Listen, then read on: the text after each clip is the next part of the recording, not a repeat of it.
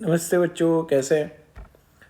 जैसा कि आपके बोर्ड के एग्ज़ाम ख़त्म हो गए हैं और नेक्स्ट अपना टारगेट है नीट का। तो नीट के लिए अपन एग्ज़ाम के लिए फिजिक्स के लिए अपन नीट के PYQ कर रहे हैं। तो इस सीरीज में अपन चैप्टर 2 के PYQ कर रहे हैं, सरल रेखा में गति, motion in a straight line. ठीक है, तो देखते हैं अपन एक एक करके। इसमें पहला क्वेश्चन अपने नीट 2023 में आया हुआ क्वेश्चन है। किस में आया हुआ क्वेश्चन है? नीट 2023 में आया हुआ क्वेश्चन है अपना। अब नीट 2023 में आया हुआ क्वेश्चन क्या है?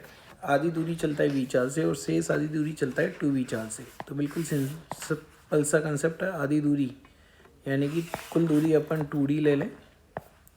तो आधी दूरी चल रहा है किससे? v चाल से, और शेष आधी दूरी चल रहा है किससे? 2v चाल से। तो इसका एक फार्मूला है जब आधी आधी दूरी चलता है। क्या फार्मूला है? 2v1 v2 upon v1 plus v2। Formula लगा दो। 2v v1 को और v2 को क्या कर दिया? 2v कर दिया, और नीचे v1 प्लस v2 कितना हो गया? 3v हो गया। तो कितना हो गया ये अपना? एक v कट जाएगा कॉमन आके, तो कितना बच गया? 4v/3। तो आंसर कितना आ जाएगा अपना? 4v/3। तो ये अपना पहला क्वेश्चन हो गया। अगला क्वेश्चन करते हैं। अगला क्वेश्चन है, ये तो वही फॉर्मूला ही पूछ लिया गया है जो नीट 2011 में आया हुआ है। एक कण अपनी कुल दूरी की आधी दूरी v1 चाल से और शेष आधी दूरी किससे? v2 चाल से चलता है। तो औसत चाल क्या होगी? तो इसका फॉर्मूला है 2v1 v2 upon v1 plus v2। तो ये भी प्रश्न ईजी था। तीसरा है, एक मोटर गाड़ी x से y तक vu चाल से चलती है और y से x तक। तो ये भी वैसे ही फॉर्मूला आ गया, सेम नीट 2007 में रिपीट हो रहा है। तो इसका भी आंसर क्या हो जाएगा? 2v1 v2 upon v1 plus v2। तो 2v1 v2 की जगह क्या आ गया? vd और vu आ गया। ठीक है, तो तीसरे का आंसर क्या हो जाएगा अपना? बी हो जाएगा। अगला चौथा प्रश्न है अपना। एक कार 100 मीटर त्रिज्या के वृत्ताकार पथ पर 100 मीटर त्रिज्या के वृत्ताकार पथ पर एक पूर्ण चक्कर लगाने में 62.8 सेकंड लेती है। 100 मीटर त्रिज्या है और कितना टाइम लेती है? 62.8 सेकंड इसके अंदर ये लेती है। ठीक है, तो प्रत्येक वृत्ताकार चक्कर के लिए औसत वेग, तो औसत वेग तो शून्य हो गया क्योंकि एक वृत्ताकार चक्कर के लिए विस्थापन शून्य होगा। तो v एवरेज औसत वेग क्या हो जाएगा अपना? शून्य हो जाएगा। औसत चाल पता करना है, तो औसत चाल के लिए अपन क्या बोलते हैं? v एवरेज कुल दूरी बटा कुल समय। कुल दूरी अपनी कितनी है यहाँ पे? एक चक्कर की लेना है। एक चक्कर की दूरी कितनी हो गई? 2πr, और समय कितना है? 62.8। तो 2 3.14, और दूरी की त्रिज्या कितनी है अपनी? त्रिज्या का मान है अपना कितना? 100, और इसमें किसका भाग दे दें? 62.8 का। 3.14 को इससे गुणा करेंगे तो कितना आ जाएगा? 6.28 इंटू 100 बटा 62.8। तो 628 बटा 62.8 कितना आ रहा है? 10। तो औसत चाल तो हो गई 10 और औसत वेग क्या हो गया? शून्य। तो कौन सा ऑप्शन आ जाएगा इसमें? सी ऑप्शन क्या आ जाएगा अपना? सही आ जाएगा। तो चौथा भी अपने पास हो गया। अगला चलते हैं अपन। चौथे के बाद है पांचवा। नीट 1991 में आया हुआ क्वेश्चन है। तो ये क्या बोल रहा है ये देखते हैं अपन। एक कार 200 मीटर की दूरी तय करती है। यात्रा का पहला भाग वो 40 किलोमीटर से और शेष आधा भाग वो किससे करती है? 48 किलोमीटर प्रति आवर से करती है। तो अपने को क्या बताना है इसके अंदर? औसत मान बताना है। तो इसमें भी वही फॉर्मूला लग गया 2v1 v2 वाला। 2v1 v2 upon v1 plus v2। तो कितना हो जाएगा? 2 इंटू औसत चाल दी हुई है अपने को। हाँ, तो वही फॉर्मूला लग रहा है इसके अंदर। तो ये फॉर्मूला लगा देंगे अपन। औसत चाल अपने को कितनी दी हुई है यहाँ पे देखें? 48 है, और आधा भाग दिया हुआ है अपने को किससे चल रहा है? 40 से। शेष आधे भाग की चाल अपने को नहीं दी हुई है, तो ऐसा कर देंगे अपन। और नीचे क्या आ जाएगा? v plus 40। सोल्व करेंगे इसको तो कितना आ गया? 48v प्लस 48 इंटू 40 बराबर कितना हो गया? 80v। 80v में से 48v चल जाएगा अपना, कितना आ जाएगा 32v, 48 इंटू 40, तो v बराबर कितना आ गया अपना 48 इंटू 40 अपॉन 32, 16 दूनी 32, 16 48, और ये कट जाएगा तो कितना आ गया 60। तो आंसर कितना आ जाएगा अपने पाँचवें का 60 किलोमीटर प्रति आवर आ जाएगा। तो पाँचवें का आंसर आ गया अपना 60 किलोमीटर प्रति आवर। अगला चलते हैं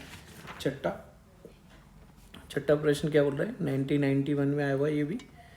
एक बस किसी दूरी का 1/3 10 किलोमीटर से, दूसरा 1/3 20 किलोमीटर से, तीसरा 1/3 60 किलोमीटर से औसत वेग बताना है।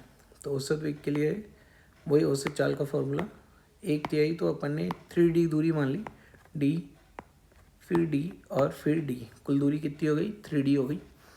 पहला 1/3 किससे चल रही है 10 से, फिर दूसरा 1/3 किससे चल रही है 20 से, फिर तीसरा 1/3 किससे चल रही है ये 60 किलोमीटर पर आवर से। ठीक है, तो अपने को क्या पता करना है औसत वेग। औसत वेग का फॉर्मूला क्या अपने v एवरेज, कुल विस्थापन बोल दो, तो कुल विस्थापन कितना हो गया 3d, और कुल समय t1 plus t2 plus t3। प्रथम 1/3 में लगने वाला समय t1, प्रथम 1/3 में लगने वाला समय t1, दूसरे 1/3 में लगने वाला समय t2, तीसरे 1/3 में लगने वाला समय t3। तो v एवरेज 3d। अब t1 को अपन क्या लिख सकते हैं, दूरी बटा चाल या विस्थापन बटा वेग, d अपॉन 10, फिर कितना है d अपॉन 20, और फिर कितना हो जाएगा d अपॉन 60। d कॉमन आ रहा है क्या, कॉमन आके कट गया d, ऊपर क्या बच गया 3, और नीचे क्या है 1/10 प्लस 1/20 प्लस 1/60। 60 इसका क्या आ गया एलसीएम आ गया, 60 एलसीएम आ जाएगा तो इसके अंदर कितना आएगा 6, फिर कितना आएगा 3, फिर कितना आएगा 1, और ऊपर कितना है 3, तो कितना हो गया 3 इंटू 60/6, 3 और 1 10, 18। आंसर कितना आ गया 18 किलोमीटर प्रति आवर। तो कितना आंसर हो जाएगा इसका, छठे का आंसर हो जाएगा सी 18 किलोमीटर प्रति आवर। अगला क्वेश्चन चलते हैं, सब एक जैसे ही क्वेश्चन आ रहे हैं, देखते हैं 90 में आया हुआ है, 1990 में आया हुआ क्वेश्चन है। कार द्वारा कुछ दूरी तय की जाती है, दूरी का आधा भाग वो 40 से और शेष भाग किससे करता है 60 से, तो वही औसत चाल 48 आ जाएगी। फॉर्मूला क्या लग जाएगा 2v1v2 upon v1 plus v2, 2 into 40 into 60/100, तो 48 ये गया, कितना गया 24 दूनी 48, 48 किलोमीटर प्रति आवर। बी आंसर सही हो जाएगा। 8वां देखें, अब अलग आ गया अपने, अब अपने जो प्रश्न है वो किसके हैं, ताक्षणिक वेग और चाल के हैं। तो पहले का कंसेप्ट क्या है वो देखते हैं अपन। दो गतिमान कणों का विस्थापन समय का ये दिखाया हुआ है, एक्स-टी ग्राफ दिखाया हुआ है। कौन सा ग्राफ दिखाया हुआ है, एक्स-टी ग्राफ अपने को दिया हुआ है। सॉरी, इनके वेगों का अनुपात बताना है। तो ढाल अपने को क्या पता करनी है, dx अपॉन dt वेग होता है, और यही क्या होती है ढाल। तो अपने को पता क्या करना है, tan θ1 अपॉन tan θ2। तो पहले के लिए कितना है वेगों का अनुपात, v1 अपॉन v2 क्या आ जाएगा, tan θ1 upon tan θ2। tan theta कितना है 30 डिग्री पहले के लिए, और फिर कितना है tan 45 डिग्री। अब जो tan 30 डिग्री होता है उसकी वैल्यू कितनी होती है 1/√3, tan 45 की 1 होती है, तो आंसर कितना हो गया 1/√3। सी ऑप्शन अपना क्या हो जाएगा इसमें सही हो जाएगा। अगला प्रश्न चलें, दो कारें P तथा Q एक ही समय पर एक बिंदु से सरल रेखा पे चलना प्रारंभ करती है, ठीक है। किस समय पर इन दोनों कारों का वेग समान हो जाएगा, तो दोनों का अवकलन करके, इन दोनों का अवकलन करके अपने को क्या करना है बराबर, क्योंकि दोनों कारों का वेग क्या हो जाएगा समान हो जाएगा। तो पहले P वाले का देख लेते हैं। तो Vp बराबर क्या हो गया dx अपॉन dt, तो कितना है अपना d/dt of at plus bt²। तो Vp अपना कितना हो जाएगा, यहाँ पे अवकलन करेंगे इसका ए टी का अवकलन कितना हो जाएगा ए, बी टी स्क्वायर का बी बाहर आ जाएगा और टी स्क्वायर का अवकलन कितना हो जाएगा 2t। तो ये तो हो गया अपना a प्लस 2bt। ऐसे ही अपन किसका वेग पता करेंगे q वाले का, तो वी क्यू के लिए अपन ने क्या किया, इसका अवकलन करेंगे D by D T of F T minus T square. तो कितना हो जाएगा इसका अवकलन देखें, एफ बाहर आ जाएगा, D T upon D T एक हो जाएगा, फिर 2t स्क्वायर का अवकलन कितना हो जाएगा 2t हो जाएगा। अब इन दोनों का वेग क्या है बराबर है, वी क्यू और वी पी क्या है बराबर है, तो दोनों को बराबर कर दो, a plus 2bt equal to कितना f माइनस 2t। टाइम पता करना है अपने को, तो टाइम पता करने के लिए टाइम को एक साइड कर लो, 2bt plus 2bt plus 2t कितना हो गया f minus a, t common आ गया, नीचे क्या आ जाएगा f minus a upon 2b plus 2। तो कितना हो गया option f minus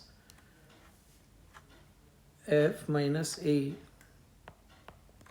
upon 2 times b plus 1, f minus a upon 2b plus 1 या 1 प्लस बी। तो कौन सा ऑप्शन आ रहा है, बी ऑप्शन से आ रहा है। 90 का कौन सा ऑप्शन सही आ रहा है, बी ऑप्शन सही आ रहा है। अगला बढ़ते हैं 10वां, यदि किसी कण का वेग दिया हुआ है और 1 सेकंड और 2 सेकंड के बीच में चली गई दूरी, नीट 2016 में आया हुआ प्रश्न है। तो यहाँ पे अपने को समाकलन करना पड़ेगा। तो वेग दिया हुआ है अपने को v equal to A T plus B T square. अब अपने को क्या पता करना है, दूरी पता करनी है। तो अपन ने क्या कर दिया, D X upon D T equal to क्या हो गया A T plus B T square. या अपन क्या बोल सकते हैं, x बराबर कितना हो जाएगा A T plus B T square का समाकलन कर दें किसके सापेक्ष, t के सापेक्ष। कहाँ से कहाँ तक, 1 सेकंड से 2 सेकंड तक। तो पहले तो समाकलन करते हैं, कितना हो जाएगा समाकलन, ए टी ए बाहर आ जाएगा, टी का समाकलन T square by 2, B T square B बाहर आ जाएगा, टी स्क्वायर का समाकलन टी क्यूब बाई 3। कहाँ से कहाँ तक है, 1 सेकंड से 2 सेकंड तक। तो पहले अपन उच्च सीमा डाल देते हैं, फिर निम्न सीमा डाल देंगे।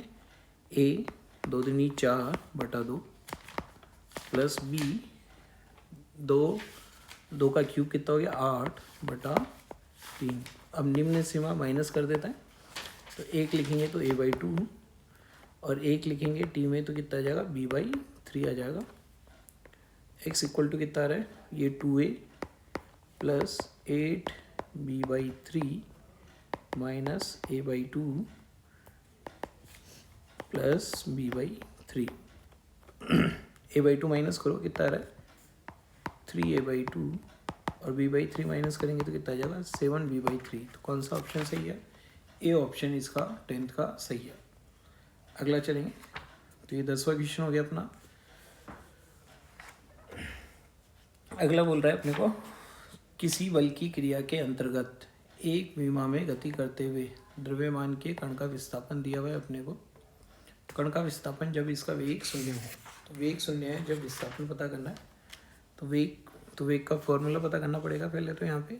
तो अपने को क्या दिया हुआ है, टी बराबर √x प्लस 3। कैसे करें इसको, पहले x की वैल्यू पता कर लेते हैं। तो x की वैल्यू कितनी हो गई, t माइनस 3 का स्क्वायर।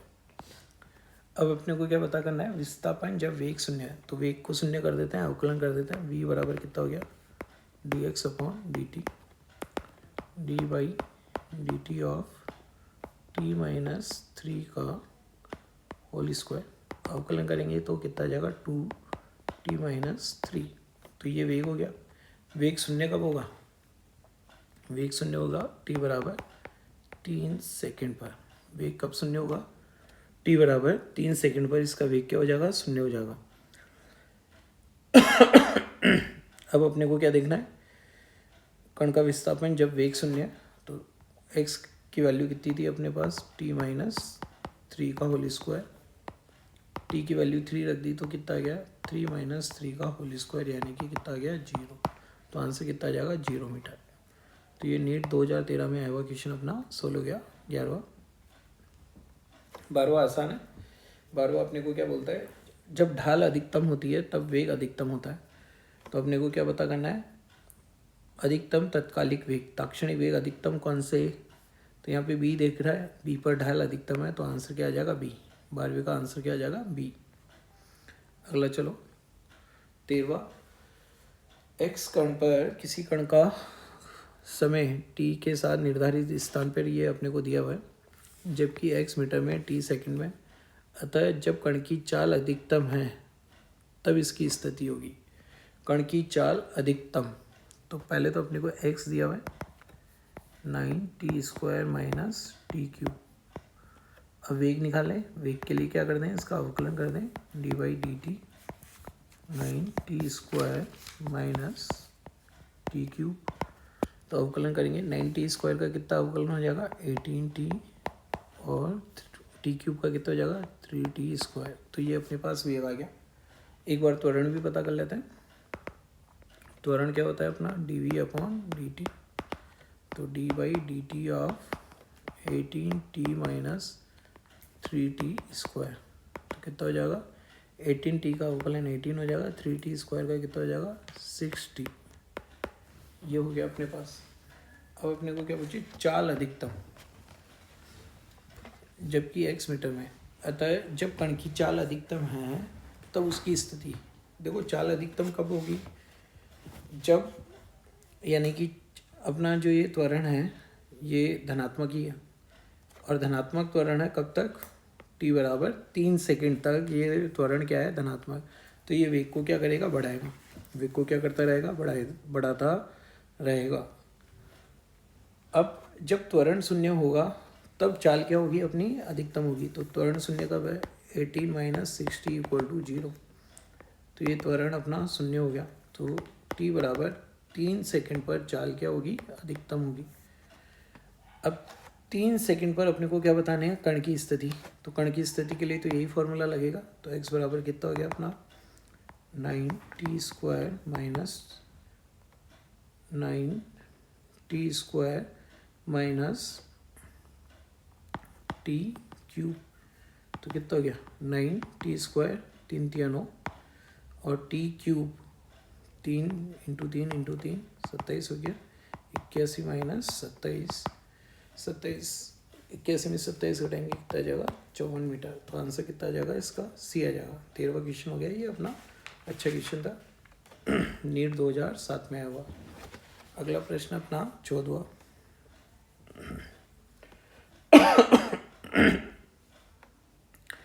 एक कण सीधी रेखा पर चल रहा है और संबंध दिया हुआ है x का, तब विराम अवस्था में आने से पूर्व कण कितना चलेगा।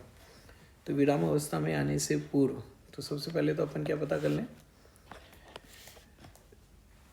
वेग पता कर लें। तो वेग पता करने के लिए अपन ने क्या किया, v = dx/dt। तो d/dt 14 + 12t minus T cube, इसका अवकलन 0 कर देंगे तो कितना आ रहा है 14 का अवकलन 0 हो गया, 40 का अवकलन 0 कांस्टेंट का, 12t का कितना हो जाएगा 12 माइनस टी क्यूब का कितना हो गया माइनस 3t²।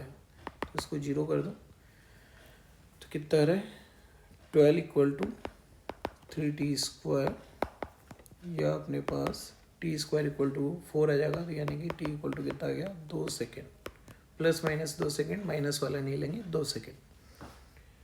अब 2 सेकेंड पर स्थिति देखते हैं, t बराबर 0 पर स्थिति और 2 सेकेंड पर स्थिति। t बराबर 0 पर स्थिति क्या है इसकी, x = 40 मीटर है, और t बराबर 2 सेकेंड पर स्थिति देखते हैं कितनी आ रही है। 2 सेकेंड पे देखो 40 + 12 × 2 माइनस 2 का क्यूब, तो कितना आ गया, ये x1 हो गई, ये x2 हो गई, x2 हो गई अपनी 40 + 24 माइनस 8 16 56 हो गई, 56 और 40, तो अपने को क्या पता करना है कितनी दूरी चलेगा, तो 56 में से किसको घटाना पड़ेगा, 40 को। कितना मीटर चलेगा वो, x2 माइनस x1, कितना आंसर आ जाएगा, 16 मीटर। तो 16 मीटर इसका अपना आंसर आ जाएगा। 14वां क्वेश्चन अच्छा है, इसमें ये भूलना नहीं है अपने को, x1 को इसमें घटाना पड़ेगा, उसकी प्रारंभिक स्थिति को अपने को क्या करना पड़ेगा, घटाना पड़ेगा। अगला देखें 15वां, एक कण का विस्थापन अपने को दे रखा है और ए बी ये धनात्मक है, तो इस कण का वेग हुआ, तो वेग निकाल के देखते हैं। x की वैल्यू दे रखी है तो इसका अवकलन कर देते हैं वेग के लिए, dx/dt, तो d/dt a e की power minus alpha T plus b e की पावर माइनस बीटा टी। ई की पावर एक्स का अवकलन क्या होता है, सेम होता है, लेकिन जो भी उसके साथ होता है वो बाहर आ जाता है। तो इसका अवकलन क्या हो जाएगा, माइनस अल्फा ए इंटू ई की power minus alpha T plus इसका अवकलन क्या हो जाएगा, बी इंटू बीटा ई की पावर बीटा टी।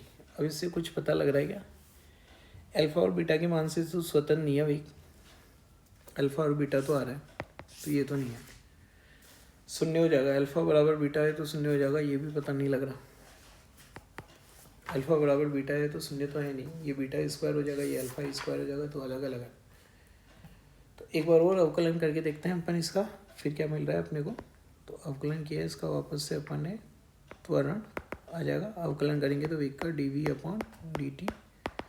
तो अवकलन करो, पहले इसका अवकलन और फिर इसका अवकलन।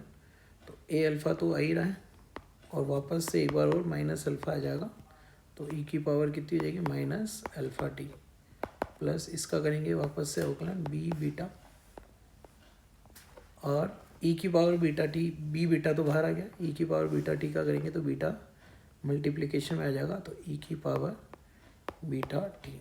तो त्वरण अपना कितना रहा है, ये नेगेटिव नेगेटिव पॉजिटिव हो गया, अल्फ़ा स्क्वायर ए ई की पावर माइनस अल्फ़ा टी, और ये क्या हो गया, बीटा स्क्वायर बी ई की पावर बीटा टी। अब यहाँ से अपने को पता लग रहा है कि त्वरण हमेशा ग्रेटर देन 0 होगा। क्यों होगा, alpha A alpha B beta हमेशा धनात्मक है और इसकी वैल्यू हमेशा धनात्मक ही होती है। तो त्वरण 0 होगा तो वेग क्या होता जाएगा, बढ़ता जाएगा। तो आंसर क्या हो जाएगा, वेग समय के साथ बढ़ता जाएगा। तो 15वें का आंसर क्या आ जाएगा, वेग समय के साथ बढ़ता जाएगा। 16वां देखो 16वां आसान है, जब ढाल ऋणात्मक होगी, ये वाली ढाल धनात्मक होती है अपनी और ये वाली ढाल क्या होती है, ऋणात्मक, नेगेटिव स्लोप, और ये पॉजिटिव स्लोप। अब नेगेटिव स्लोप किस पे आ रहा है अपना, ई पर आ रहा है, तो आंसर क्या हो जाएगा, ई। तो वेग का मान ऋणात्मक कब होगा, ई बिंदु पर। तो ये 16वां भी अपना हो गया। अगला 17वां, कौन सा ग्राफ एक विमीय गति प्रदर्शित नहीं करता। देखो ये तो सही है, एक विमीय, वी बढ़ रहा है घट रहा है, वी बढ़ते जा रहा है, वी कम ज़्यादा हो रहा है, लेकिन ये नहीं कर रहा क्योंकि इसमें वेग के एक ही समय वेग के 2 मान हैं जो कि पॉसिबल नहीं है। एक ही समय वेग के कितने मान हैं, यहाँ पे 2 मान हैं जो कि पॉसिबल नहीं है। टी बराबर 2 मान है, ये पॉसिबल नहीं है, तो बी इसका आंसर हो जाएगा।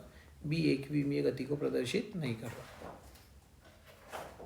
ठीक है, अगला चलो 18वां, नीट 2015 में आया हुआ क्वेश्चन है। एकांक द्रव्यमान का कोई कण एक विमीय गति करता है और इसका वेग निम्न के अनुसार दिया हुआ है, बी बीटा तथा एन स्थिरांक है, एक्स कण की स्थिति है, तो इस कण का त्वरण यानी कि इसका त्वरण पता करना है और वेग दिया हुआ है अपने को।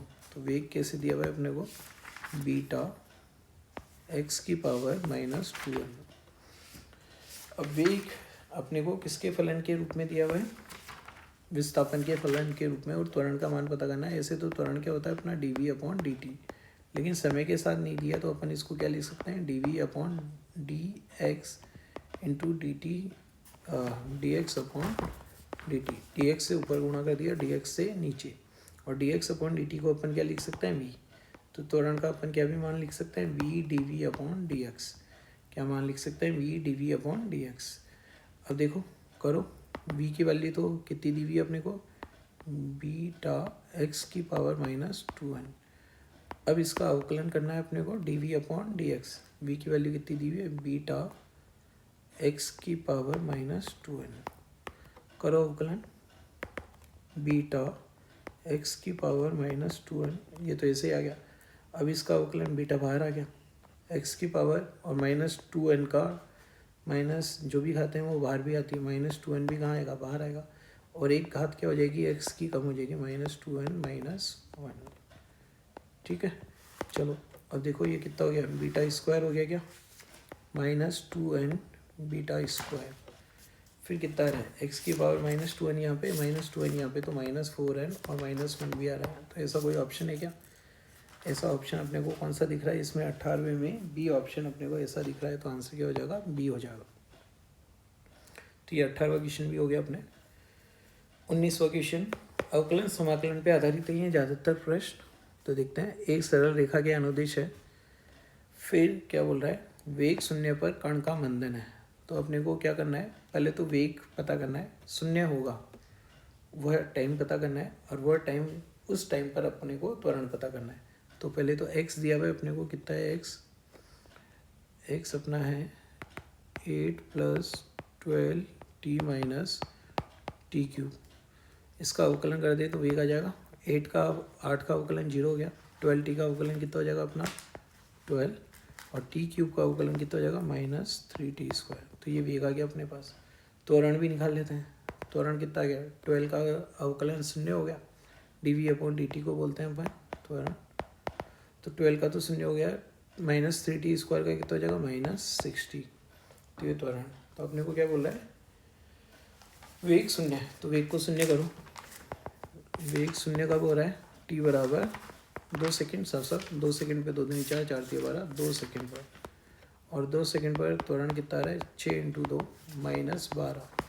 तो ऋणात्मक त्वरण, तो इसको मंदन भी बोलते हैं अपन। तो 12 मीटर प्रति सेकेंड स्क्वायर क्या आ जाएगा, इसका मंदन आ जाएगा। तो 19वां प्रश्न भी अपना क्या हो गया, सोल्व हो गया। नीट 2012 में आया हुआ है। अगला है, x की वैल्यू दी हुई है और कण का त्वरण पूछा है अपने को। x की वैल्यू दी हुई है और कण का क्या पूछा है, त्वरण। तो पहले तो वेग पता करें, फिर त्वरण पता करें। तो x कितना दिया हुआ है अपने को, 1/t + 5। तो वेग के लिए अपन क्या कर दें, इसको अवकलन कर दें। तो वेग क्या हो जाएगा अपना, v = dx/dt। अब इसका अवकलन करना है d/dt ऑफ 1/t + 5। अब t + 5 का अवकलन क्या होगा, इसकी घात क्या होगी, -1 होगी। तो एक घात कम हो जाती है और वही घातें बाहर आ जाती हैं। तो t + 5 की घात कितनी हो गई, -2। v बराबर कितना हो गया, -1/t + 5 का स्क्वायर। तो ये तो वेग आ गया अपना। अब क्या बताना है, त्वरण। तो त्वरण के लिए वेग का अवकलन कर दो वापस से, dv/dt। तो त्वरण कितना हो गया अपना, dv/dt। t + 5 की घातें कितनी हो गई, -2। तो -2 बाहर आएगा, -1 पहले से है, -2 बाहर आ गया। और एक घात कम हो जाएगी तो कितना हो जाएगा, t + 5 की घात -2 था, -3 हो जाएगी। तो त्वरण कितना आ गया अपना, 2/t + 5 की घात 3 आ गया। अब देखें, त्वरण अनुक्रमानुपाती है, दूरी 1/t + 5 थी, तो दूरी के क्यूब के, तो दूरी का क्यूब तो कहीं नहीं है, b भी नहीं है और c भी नहीं है। तो वेग देखते हैं, वेग कितना है अपना, t + 5 का स्क्वायर है। तो इसके क्या हो गया, 3/2 घात के। ठीक है, तो त्वरण किसके अनुक्रमानुपाती है, वेग की घात 3/2। देखो करो, 1/t + 5 की घात कितनी कर दी, 3/2। और पहले से 2 घातें थी इसकी, तो 2 से 2 कैंसिल हो जाएगा और 3 आ जाएगा। तो कौन सा हो जाएगा, वेग की घात 3/2। तो 20वें का आंसर अपना क्या हो जाएगा, ए हो जाएगा। अगला देखिए, 21वां क्या दिया हुआ है अपने को, x की दिशा में गतिमान एक कण के समय पर त्वरण दिया हुआ है अपने को। फिर F0 और t नियतांक दिए हुए हैं। t = 0 पर इस कण का वेग 0 है, ये भी दिया हुआ है। समय t = 0 और उस बीच अंतराल में जब f बराबर 0 है तो कण का वेग होगा। कण का वेग पता करना है अपने को। तो सबसे पहले तो अपने को क्या दिया हुआ है, त्वरण दिया हुआ है। तो त्वरण का अपने को क्या करना पड़ेगा, समाकलन, तब जाके अपने पास क्या आएगा, वेग आएगा। तो कर देते हैं त्वरण का समाकलन।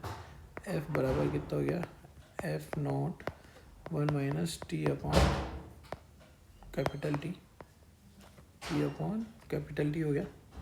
क्या करें हम, इसका समाकलन करें। तो त्वरण, ये त्वरण है और अपने को ये क्या पता है, वेग पता करना है। तो वेग क्या होता है अपना, ए डी टी समाकलन, ए डी टी समाकलन T1 से T2, ऐसा कर सकते हैं अपन, या सीधा समाकलन लिख देते हैं अभी। तो फिर देखते हैं इसके अंदर क्या दिया हुआ है। तो वी त्वरण की वैल्यू कितनी दी हुई है, F not 1 minus T upon T D T. कहाँ से कहाँ तक समाकलन नहीं पता, तो एक बार तो समाकलन करते हैं। अनिश्चित समाकलन हो जाएगा। एफ नॉट 1 का समाकलन टी हो गया, तो एफ नॉट तो बाहर ही रह जाएगा, और टी इसका समाकलन हो गया, और minus T by T, T का समाकलन कितना हो गया, T square upon T, plus क्या रख दिया, सी, क्योंकि अनिश्चित समाकलन था। अब क्या बोला है, टी बराबर 0 पर इस कण का वेग 0 है। टी बराबर पर 0 है तो सी की वैल्यू कितनी हो गई अपने, 0 होगी। तो सी की वैल्यू 0 हो गई, तो वी की वैल्यू अपने को पता लग गई कितनी हो गई, F not T minus T square upon 2 T, T square upon कितनी हो गई अपने पास, वैल्यू 2t हो गई। अब अपने को क्या पता करना है, जब f बराबर 0 है तो f की वैल्यू 0 करो। f की वैल्यू कब 0 है, f बराबर 0, t बराबर t पर। इसमें f बराबर 0 कब होगा, जब t बराबर क्या होगा, t होगा, कण का वेग होगा। तो कण का वेग पता कर लेते हैं यहाँ से। तो t की वैल्यू t रख दो बस। तो v इक्वल टू कितना हो गया, F not T minus T square upon 2t, तो कितना हो गया, F not T minus T by 2, यही तो गया ना। तो v बराबर कितना आ गया अपने पास, एफ नॉट टी बाई 2। कौन सा ऑप्शन सही है, 21वें का अपना ए ऑप्शन सही है। ठीक है, तो ये 21वां थोड़ा सा बड़ा प्रश्न था, लेकिन वही सेम कंसेप्ट है, अवकलन करके अपने को इसको अवकलन समाकलन करके करना था। अगला प्रश्न है, t बराबर 1 सेकंड पर कण का त्वरण होगा। 1 सेकंड पर अपने को कण का त्वरण पता करना है। तो इसका तो सीधा अपने को 2 बार अवकलन करना है और इसका त्वरण अपने को पता लग जाएगा। तो पहली बार अवकलन किया, वेग बराबर कितना है, D S upon D T. अवकलन करो 3t क्यूब का, तो घाते बाहर आ जाती है 9t स्क्वायर, फिर 7t स्क्वायर का 14t, 14t का 14, 8 का अवकलन क्या हो गया, 0 हो गया। तो ये तो अपना वेग आ गया। अब इसका वापस से अपने को त्वरण पता करना है। तो त्वरण के लिए वापस अवकलन करेंगे, D V upon D T. अवकलन करो 9t स्क्वायर का 18t, 14t का अवकलन करो 14। अब अपने को क्या पता करना है, 1 सेकंड पर त्वरण, तो 1 सेकंड वैल्यू रख दो, 18 इंटू 1 प्लस 14, तो कितना आ गया, 18 प्लस 14 कितना, 32 मीटर प्रति सेकंड स्क्वायर आंसर आ जाएगा, सी आंसर आ जाएगा भाई इसका। अगला देखें, एक कण की स्थिति x समय के साथ दी हुई है अपने को, किस क्षण इसका त्वरण 0 होगा। तो त्वरण पता कर लें, x इक्वल टू कितना दिया हुआ है, AT square minus BT cube. वेग करें, अवकलन करना पड़ेगा, AT स्क्वायर a बाहर आ गया, t स्क्वायर का अवकलन कितना हो गया 2t, BT क्यूब b बाहर आ गया, t क्यूब का अवकलन कितना हो गया 3t स्क्वायर। तो ये तो वेग आ गया अपने पास 2AT माइनस 3BT स्क्वायर। इसका वापस से अवकलन कर दें तो क्या आ जाएगा, त्वरण आ जाएगा। तो 2AT का अवकलन कितना हो गया अपने पास 2A, और 3BT स्क्वायर, टी स्क्वायर का अवकलन हो जाएगा 2t, तो माइनस 6BT। अब अपने को क्या पता करना है, जहाँ पे त्वरण 0 है, किस क्षण त्वरण 0 होगा, समय का मान पता करना है। तो 2A minus 6BT equal to 0 हो गया।